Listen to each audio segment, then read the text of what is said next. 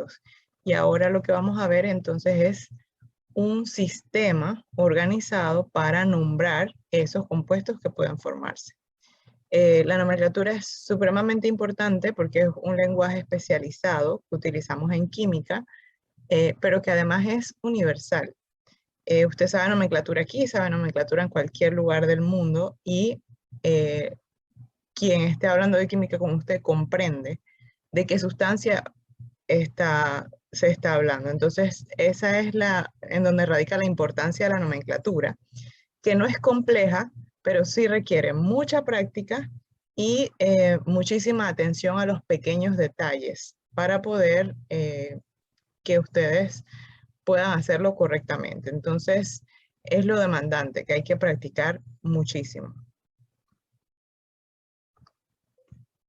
Bien.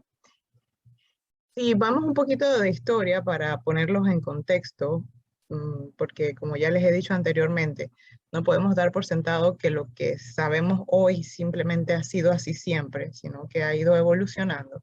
Si nosotros miráramos hacia atrás en la historia y pudiéramos establecer un punto de inicio de la nomenclatura química, sería la alquimia. En aquella, digamos, etapa oscura de la pseudociencia, que tenía unos objetivos bastante egoístas, por decir algo, ese grupo de alquimistas que conocía y manejaba los pocos o muchos compuestos conocidos hasta ese momento, diseñaban sistemas muy elitistas que solo ellos conocían para nombrar esas sustancias. A través de símbolos, a través de combinación de los símbolos, como pueden ver en la imagen de la izquierda. Entonces, digamos, una persona común y corriente no tenía la capacidad de comprender nada de esa simbología, a menos que de alguna manera formara parte de ese grupo exclusivo de alquimistas. No es sino hasta el señor Dalton que además de recopilar el término de átomo, también empieza a establecer un orden. Como ustedes observan en la imagen de la derecha, los símbolos se van homogenizando. Vemos, por ejemplo, que empiezan a estar todos dentro de un círculo. Eso ya es un inicio de homogenizar la simbología. Y luego se van incluyendo letras. Es así como esa simbología evoluciona hasta nuestros días en los símbolos que conocemos actualmente. Obviamente, por ejemplo, cuesta un poco recordar que el sodio, el símbolo es Na, porque no tiene nada que ver. Si nos vamos a la raíz del nombre, entonces la cosa es diferente. Porque, bien, como les comentaba, hice una pequeñita pausa.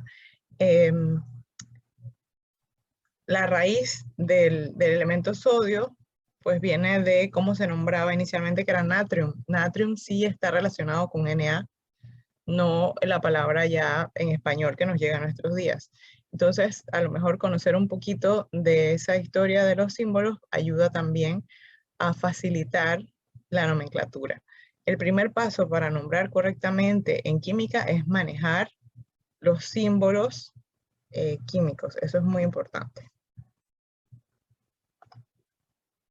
Bien, entonces simplemente como una comparación, los alquimistas tenían un sistema de nomenclatura memorístico. Cada sustancia tenía un nombre distinto que no hacía llamado a ningún elemento en específico, era totalmente memorístico. Y una vez que se estructura un poco la ciencia, entonces llegamos a lo que es la nomenclatura moderna, que tampoco es que tenga muchos años, porque no se estableció sino hasta después del 40 del siglo pasado. Un sistema entonces que es más analítico, mucho mejor estructurado y que permite entonces que descanse la memoria porque simplemente es un sistema lógico que utiliza o se copia del sistema de nomenclatura biológico de que usan en biología de dos nombres y lo adopta entonces también acá para los compuestos químicos, utilizando entonces dos nombres también para nombrar los compuestos. Como les comentaba, importante manejar correctamente la simbología en química y recordar que, sobre todo cuando estamos trabajando con reacciones químicas, los elementos que son diatómicos y poliatómicos deben escribirse como tal. Eso es muy importante. Observen entonces, tenemos que en el símbolo, en la primera letra debe ir en mayúscula, la segunda siempre en minúscula.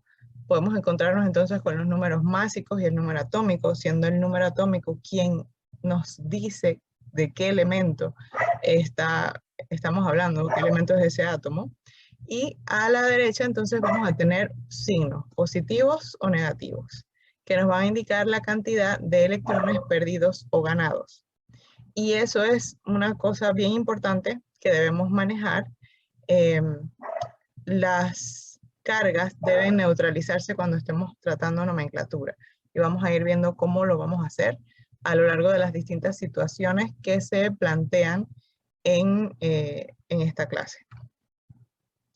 Una tendencia que nos ayuda mucho, sobre todo para saber si estamos hablando de un catión o de un anión, es que los metales tienen la tendencia a formar cationes y los no metales tienen la tendencia de ganar electrones y por lo tanto forman aniones, es decir, se cargan negativamente. Aquí ustedes observan una tabla muy pequeña, porque existen en los libros y en internet tablas muchísimo más extensas de cationes. Son metales que están cargados positivamente, es decir, que han perdido electrones, su carga neta es positiva y es importante entonces que las manejen. Hay también elementos que pueden existir en varias o tener varios números de oxidación, como por ejemplo el oro, que puede ser 1 y 3, el hierro 2 y 3, el plomo 2 y 4, entonces tienen que estar seguros cuáles son esos elementos que pueden existir en más de un número de oxidación. Acá tenemos entonces aniones. Los aniones, para diferenciarlos de los cationes, tienen la terminación uro.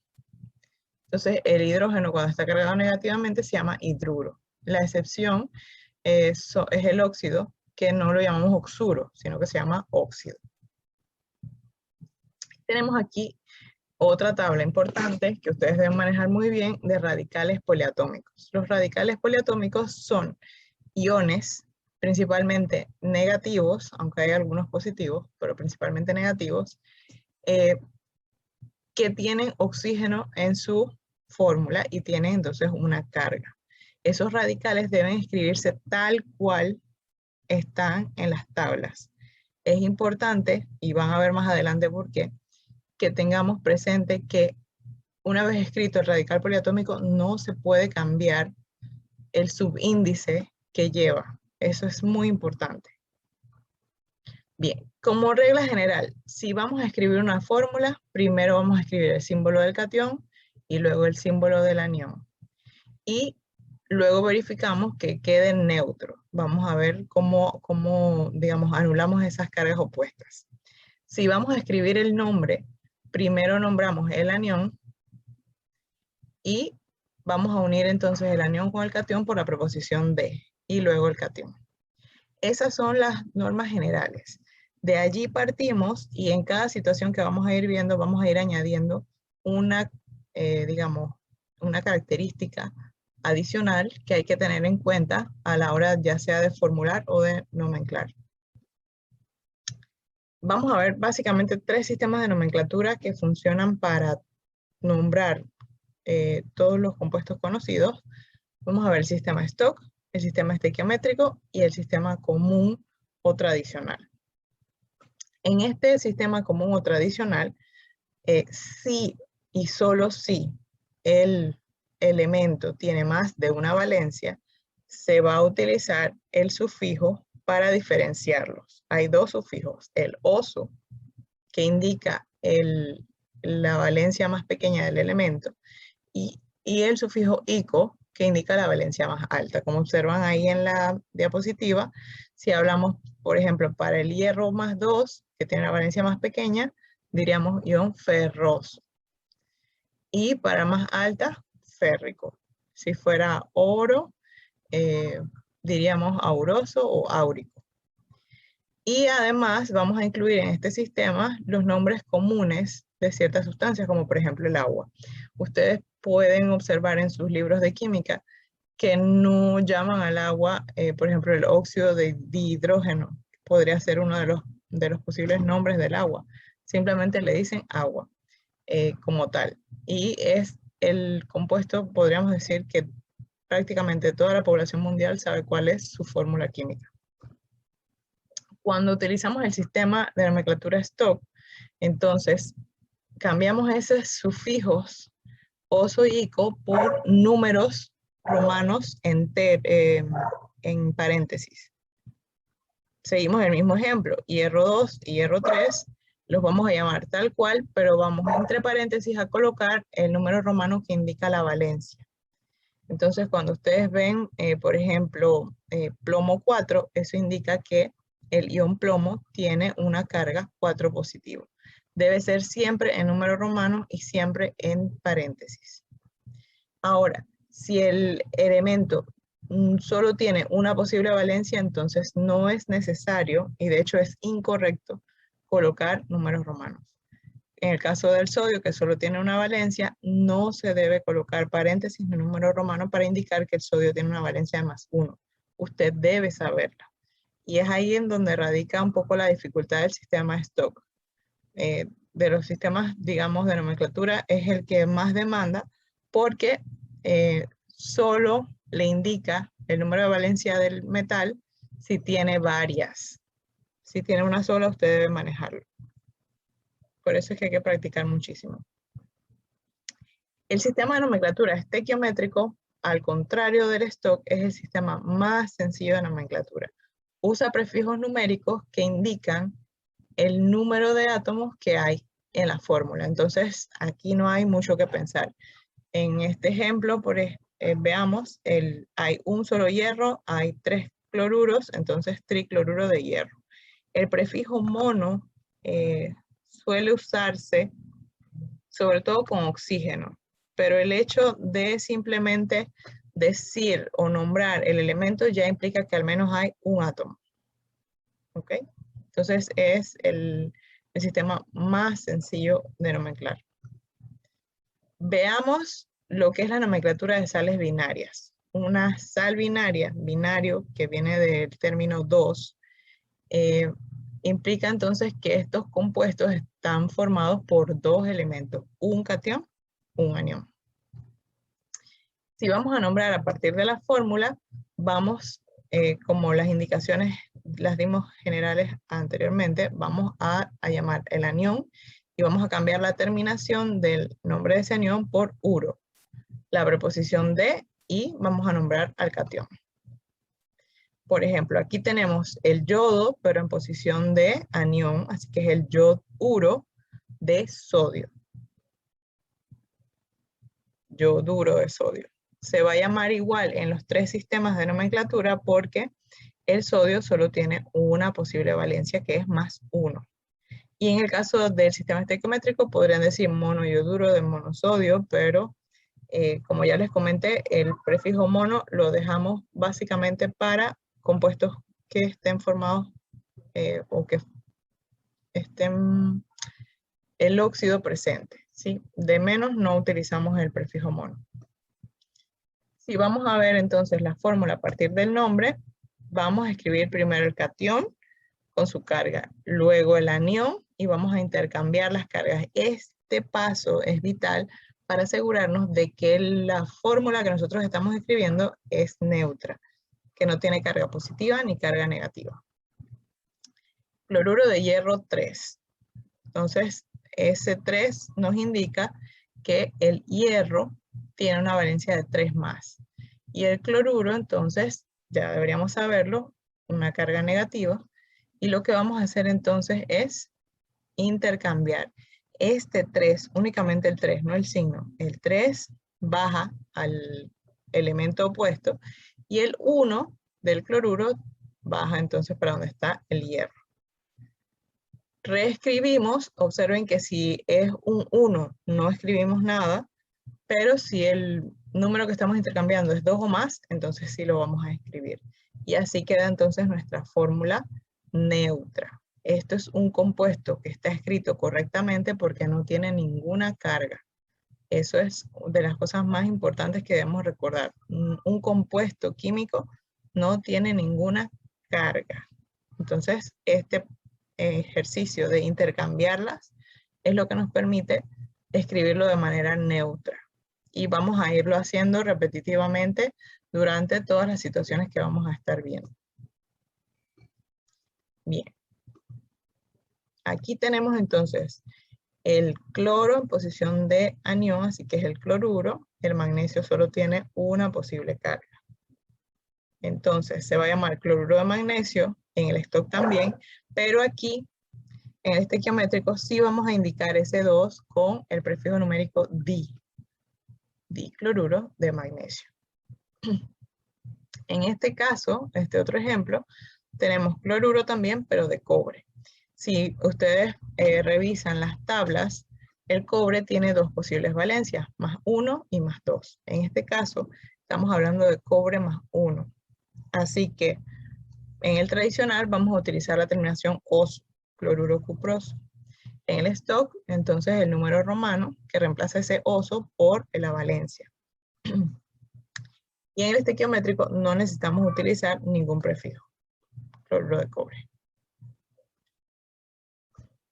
Para formular tenemos aquí dicloruro de hierro, entonces este sistema, como el nombre está en estequiométrico, el sistema estequiométrico, no tenemos que pensar mucha cosa, nos están diciendo que hay 2 cloruros y un solo hierro, y eso es lo que vamos a escribir.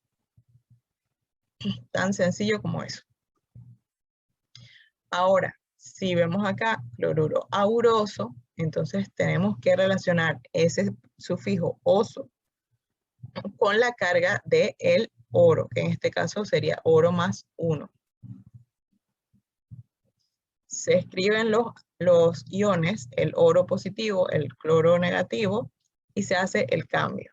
Como estamos intercambiando uno positivo, uno negativo, entonces el compuesto queda escrito igual. Pero siempre es importante hacer este ejercicio de intercambio de cargas, que no se les olvide. Ahora, vamos a separar estos compuestos binarios que hemos visto de los óxidos. Los óxidos son compuestos en donde el anión es el oxígeno, menos 2. Entonces, siempre que ustedes vean ese oxígeno en posición de anión, es un óxido de, puede ser un óxido de metal o un óxido de no metal. Y aquí sí vamos a hacer uso entonces del prefijo mono, en el caso del sistema estequiométrico. Aquí, por ejemplo, tenemos óxido de calcio. El calcio tiene una sola valencia, así que no usa prefijos en el tradicional, no usa números en el sistema stock, no usa número romano. Y podríamos llamarlo monóxido de calcio en el sistema estequiométrico o simplemente óxido de calcio. Ambos nombres son correctos. Y si vamos entonces a formular, seguimos el mismo orden. Primero el catión, luego el anión. Veamos este ejemplo, óxido de plomo 4. Vemos que entonces ese 4 en romano nos indica la carga del metal plomo. Es plomo positivo, 4. Y el óxido siempre va a ser oxígeno menos 2. Vamos a hacer el intercambio de las cargas y vamos a ver que este 4 baja a donde está el oxígeno y este 2 baja a donde está el plomo. Y allí tendríamos escrito nuestro compuesto. Sin embargo, en nomenclatura siempre vamos a escribir nuestro compuesto con la menor cantidad posible de átomos. ¿Cómo se traduce eso? Pues bueno, si hay una posibilidad de simplificar, debemos hacerlo. Y en este caso, los subíndices 2 y 4 se pueden simplificar. Por lo tanto, es obligatorio hacerlo. Simplificamos por la tabla del 2 y reescribimos. Entonces, la fórmula para el óxido de plomo 4, la fórmula correcta es PbO2. Aquí entonces tenemos el estaño, que puede ser 2 o 4. en este caso es 2, y vamos a especificarlo. En el tradicional, como es la valencia más pequeña, el sufijo oso, establecemos que la carga es 2 positivo con el número romano en el sistema stock. Y en el estequiométrico podríamos decir monóxido de estaño u óxido de estaño. Como les digo, ambas formas son correctas. Aquí entonces tenemos monóxido de dinitrógeno en el sistema estequiométrico. Ya nos está indicando que hay un solo óxido y hay 2 nitrógenos. Eso es lo que vamos a escribir directamente. Cuando tenemos cuando vamos a escribir una fórmula a partir del sistema estequiométrico, no tenemos que pensar si está neutro o no está neutro el compuesto. Simplemente escribimos lo que nos está indicando aquí y eso es suficiente. Ya el compuesto queda bien escrito. Por eso les digo que es el sistema pues, más sencillo para nombrar. Bien. Veamos ahora ácidos binarios. Nuevamente repetimos el concepto binario porque quiere decir que es un compuesto que está formado por el catión hidrógeno y un elemento más. El hidrógeno más 1 tiene la característica de que al disolverse en agua genera acidez, ¿sí? Esa acidez del limón, de la naranja, que decimos, bueno, tiene un sabor ácido, un sabor agrio, se debe a la presencia de ese catión hidrógeno más 1. Entonces, cuando nosotros veamos un compuesto en donde el catión es hidrógeno más 1, automáticamente vamos a llamarlo ácido. Entonces, la terminación uro del anión la vamos a cambiar por hídrico. En este caso tenemos el ácido formado por el hidrógeno y el anión cloruro, pero esa terminación uro la vamos a transformar a hídrico. Entonces se va a llamar ácido clorhídrico en todos los sistemas. Si vamos entonces a formular, vamos a leer el nombre y es como ir de atrás para adelante. Ahora esta terminación hídrico nos dice que viene del bromuro. Entonces vamos a escribir el hidrógeno, que es el ácido, el bromuro con su carga, hacemos el intercambio de las cargas y escribimos nuestro compuesto neutro. No dejamos nunca de intercambiar las cargas, a menos que el nombre esté en el sistema estequiométrico y allí no es necesario nada más que escribir los subíndices que están indicados por el prefijo numérico. Aquí tenemos entonces el yoduro y ese uro se cambiaría por hídrico, llamándose ácido yodhídrico. Y en el caso del ácido cianhídrico, vamos a buscar el anión que termina en uro, en este caso cianuro. Habríamos hablado de compuestos binarios, de ácidos binarios, sin embargo el cianuro es un radical, solo que no posee oxígeno, entonces entra a formar parte dentro de los ácidos binarios y además por el nombre cianuro. Escribimos entonces el hidrógeno, el radical cianuro que es CN-1, hacemos el intercambio de cargas y escribimos entonces nuestro compuesto neutro. Vuelvo y repito, siempre que el catión sea hidrógeno, estamos hablando entonces de un ácido. Y el nombre del compuesto va a empezar por ácido. Ácido tal. Bien. Ahora veamos qué pasa. Vamos subiendo el nivel. Veamos qué pasa con los radicales poliatómicos. Aquí vuelvo a insistir. Si el radical poliatómico se escribe SO4, el sub 4, ese 4 no puede cambiarse por 2 ni por 3, no puede modificarse, porque entonces estaríamos hablando de otro radical o de una sustancia que ni siquiera existe. Entonces eso es muy importante, que diferenciamos entre el radical, cómo está escrito, y las cargas que vamos a intercambiar para neutralizar, sobre todo cuando estemos escribiendo las fórmulas. Aquí vamos a llamar el anión primero, en este caso vamos el nombre del radical y del catión. Aquí tenemos entonces el radical sulfato y el cobre más 1.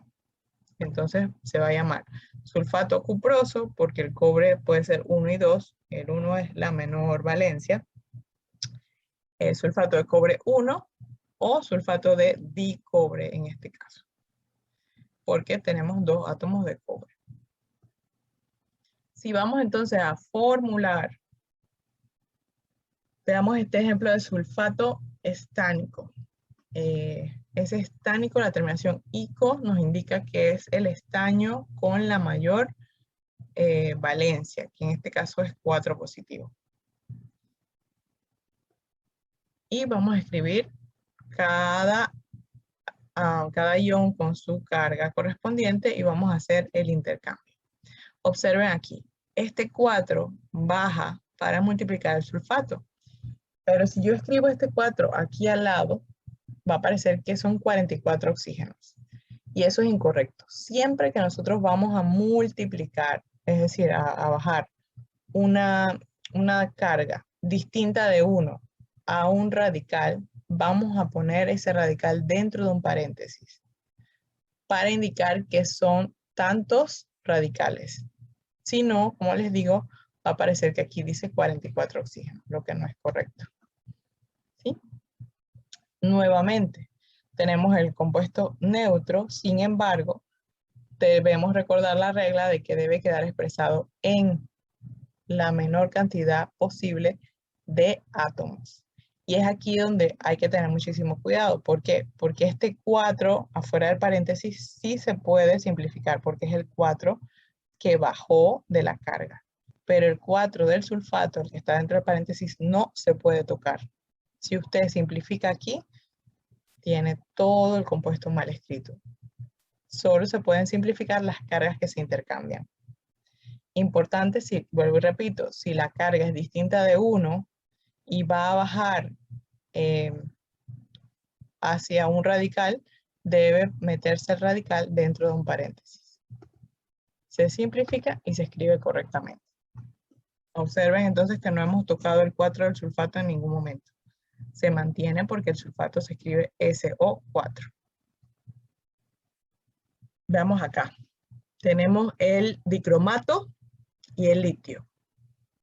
El litio tiene una sola posible valencia. Entonces, dicromato de litio, en el tradicional y en el stock, pero en el estequiométrico sí vamos a señalar que son 2 litios. Entonces, dilitio. Veamos acá, nitrato de calcio. Calcio, 2 positivo, el nitrato menos 1, hacemos el intercambio de carga, nuevamente ese 2 baja al lado del nitrato. Si yo no pongo un paréntesis, va a aparecer que hay 32 oxígenos. Eso no es correcto. Así que, como estoy bajando una carga distinta de 1, voy a colocar un paréntesis. Ahí está. No se puede simplificar y el compuesto queda escrito de esa manera. Veamos ahora los oxoácidos. Ya vimos los ácidos binarios, en donde el hidrógeno es el catión. Aquí en los oxoácidos el hidrógeno sigue siendo el catión, pero ahora el anión es un radical poliatómico. Como el radical poliatómico tiene dentro de su estructura un oxígeno, entonces a eso se debe su nombre de oxoácidos. Y aquí lo que puede ser un poco complejo es que tenemos que recordar que si el radical termina en ato, cuando estemos nombrando el ácido, vamos a cambiar ese ato por ico. Y si la terminación es ito, vamos a cambiarla a oso, únicamente cuando estemos nombrando ácidos. Aquí tenemos entonces el nitrato y el hidrógeno, que es el ácido. Entonces el compuesto se va a llamar ácido y este ato, vamos a quitarle esa terminación ato y la vamos a poner ico. O sea que va a ser ácido nítrico. Ahí está. Cambiamos ato por ico. En el caso del nitrito, vamos a cambiar el ito y vamos a poner la terminación oso y va a ser ácido nitroso. Siempre que ustedes vean un compuesto formado por hidrógeno, es un ácido. Y si tiene un radical poliatómico, es un oxoácido. Tienen que saber el nombre del radical para poder cambiar la terminación. Eso es otro detalle más que hay que tener con la nomenclatura. Y vemos entonces para formular, pues igualito. El nombre ácido nos indica que el catión es hidrógeno automáticamente. Y perclórico, vemos que esa terminación ico debe venir del radical cuyo nombre termina en ato, de acuerdo con lo que tenemos aquí señalado. Entonces viene del perclorato. Una vez que hemos establecido eso, lo único que queda es escribir, nuevamente hacer el intercambio de las cargas y reescribir nuestro compuesto neutro. Entonces, nomenclatura no es compleja, pero sí es muy detallista y ven que en cada caso hemos ido sumando un par de detalles más que tienen que tener presentes para poder nombrar correctamente. Veamos aquí. El sulfato, que deberíamos llamar súlfico, tiene una excepción y lo llamamos entonces es sulfúrico. Este ácido sulfúrico es el ácido que podemos encontrar en las baterías de auto. Un ácido muy fuerte y corrosivo. ¿Sí? Ahora, si tenemos el ácido acético, ese ico viene de ato, así que el radical es el acetato. Si no se lo saben ahorita mismo, pueden buscar su tabla de nomenclatura y ver cómo se escribe el acetato. En este caso, se los vamos a presentar. Ácido, hidrógeno positivo, acetato, C2H3O2, carga negativa. Se hace el intercambio de las cargas y se escribe el compuesto. El ácido acético es el ácido que se encuentra en el vinagre. Bien, ahora, ¿qué pasa si yo no me sé una de las cargas de un elemento en un compuesto? Lo que puedo hacer es calcular el número de oxidación. Lo vamos a hacer de una forma muy sencilla, planteando simplemente una ecuación matemática en forma de suma, y pues para que una ecuación sea tal, debe estar igualada a algo. En el caso de que estemos buscando el número de oxidación de un elemento en un compuesto, vamos a igualar a 0. Y si es en un radical, igualamos a la carga del radical. Eso es la primera cosa que hay que tener en cuenta para poder hacer el planteamiento de la ecuación matemática. Veamos este caso. Supongamos que no conocemos cuál es el número de oxidación del cromo en el cromato de potasio. Entonces vamos a describir esta fórmula. Y una cosa bien importante, no se puede calcular el número de oxidación si usted desconoce más de una carga. Es decir, solo puede tener una variable. Las demás usted debe saberla.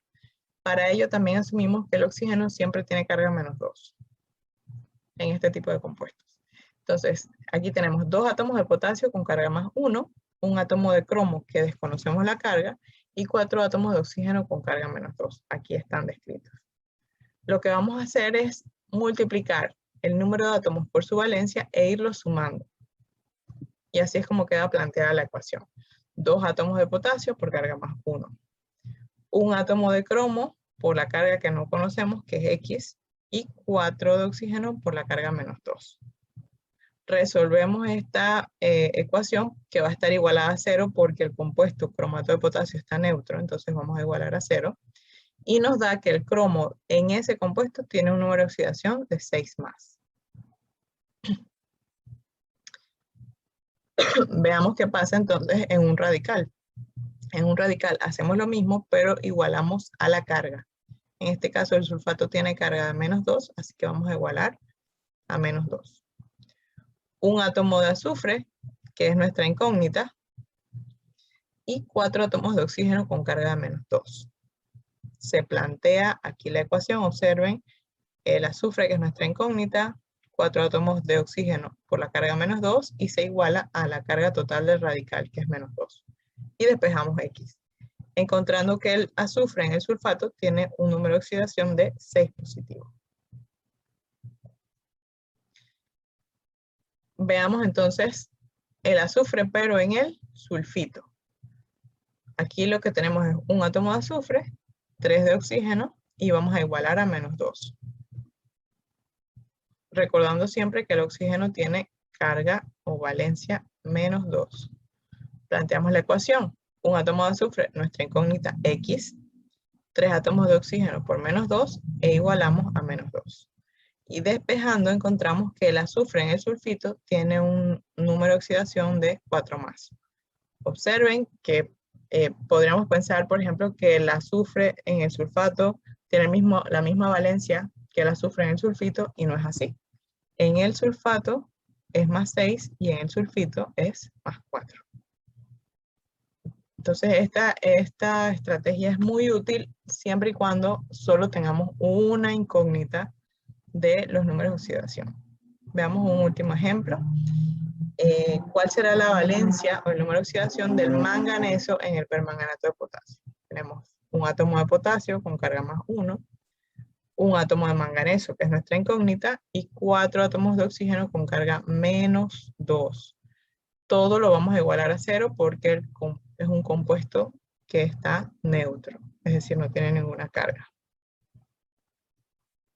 Planteamos la ecuación, despejamos X y encontramos que el manganeso en el permanganato de potasio tiene un número de oxidación o una valencia de 7 positivo. Este ejercicio es muy sencillo, pero hay que practicarlo, sobre todo si ustedes no tienen la experiencia de plantear ecuaciones matemáticas.